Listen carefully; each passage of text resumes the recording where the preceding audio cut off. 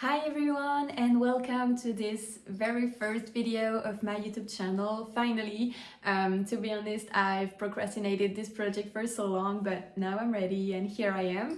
So today I'll be talking about my personal journey with English. So I'll start with the very beginning. So how did I start learning English? How did I improve my level with time?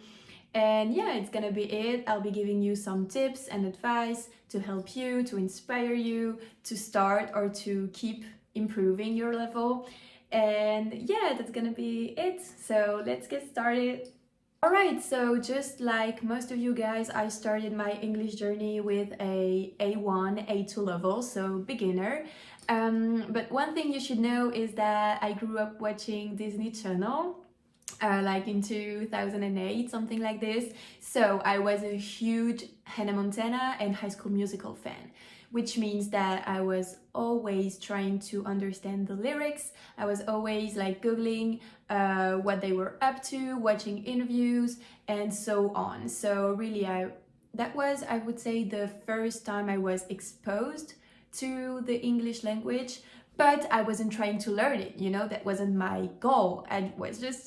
I just wanted to know like what my idols were up to, So yeah, I think like unconsciously that's what helps, like building a strong basis for me. And yeah, that was the very beginning. And I wasn't even having English lessons at the time. So yeah, that was the very beginning, English from scratch. Alright, so then I was in middle school. So at this time, I wasn't trying to do anything to improve my English outside of class. I was just trying to have good grades. I was paying attention in class. I was doing my homework, but that's it. Okay, so at this point, I was relying like only on school and I wasn't doing any extra effort, I would say. But that's the first time I unconsciously realized that there is a difference between what we learn in school and what's really useful in life. Let me explain by giving you an anecdote that happened to me.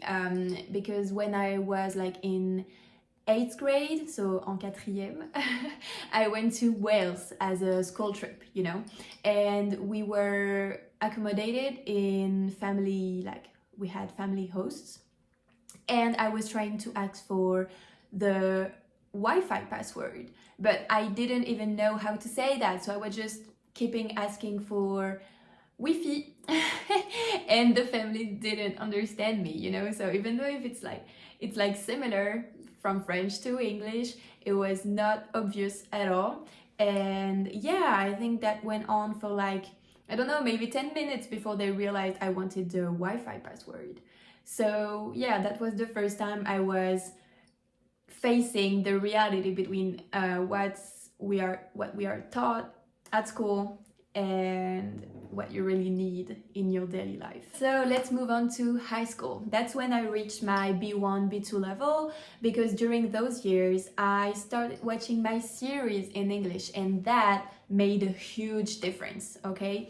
So I started watching with the audio in English, French subtitles at the beginning, and then when I felt comfortable, I switched to English subtitles, depending on the show, the accent, and my level of energy, To give you some examples, I remember watching The Walking Dead, that was my favorite show at the time, Pretty Little Liars, and that helped a lot.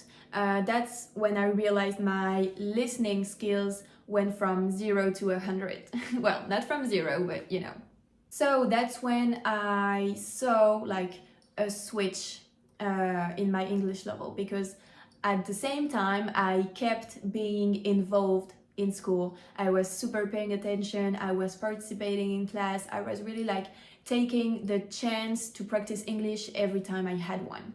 I was extra dedicated and I gave it my all. So that's when I graduated high school and I slayed the exams in English and Spanish. I got 18 out of 20 and I was super proud of it. I'm still to this day, as you can hear. And yeah, I have to say that I like to flex about it from time to time. After that, I started college. So I started my superior studies, my superior education, and I did a 2-year degree, so un DUT Tech de Co, pour ceux qui connaissent. And that's when my English classes changed, and it was more business related, marketing related, well, also known as what I was studying, so that made sense. And yeah, that was really great because I got to learn a lot and a lot of professional vocabulary, so that was really different and useful at the same time. And right before getting my diploma, I had to do an internship, and that's when I had to move to Montreal, right here, because I got an internship. So I was hired in the first place because I had already a good level in English, but still that helped me a lot to improve because I started working in English. Like, I was in an English speaking environment, but I felt really comfortable knowing that even if I didn't know the words, even if I was like struggling a little, people would be able to help me because I was in a French speaking region as well. So yeah, that was great. I really matured, and it was such a huge step in becoming independent. So yeah, that was super interesting on so many levels. 1 year later, I got into a master's degree. So I think that was the time where I enjoyed the most being an English learner, because at this point I was already able to, you know, like for example, when I wanted to hear a video, I was just watching videos to learn English, but I was able to listen videos in English talking about subjects that I was interested in. So that was such a big step in my learning. And also at the time for my studies, I had to do a lot of presentations in English. So still it was focused on marketing, on ad, on business related subjects, but still I had to work a lot on the presentations before presenting them, and then I had like to practice my oral speaking skills at least once a week. So that was great, honestly. And I really think that's what we lacked before, really like the speaking ability practice.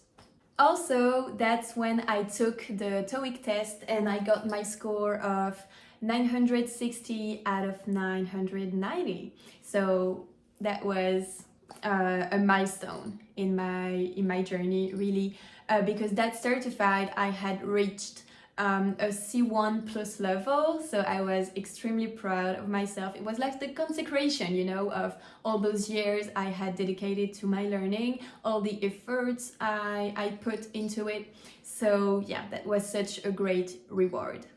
And after that, that's when I started feeling like I was ready to share my knowledge with others. I really wanted to bring my own vision and my own touch, my way of explaining things and teaching what's really useful in life. And that's when I started my Instagram page, so a little bit more than 1 year ago now. And also I launched my Boost program. So I really put like everything I had learned for over 10 years, I put it in a program so you can learn it in 8 weeks and be able already to have conversations, understand others, and also be able to express yourself. So that was really the main point of creating this program. Okay, so that was my English learning journey. I tried to make the long story short, but I think you got the point.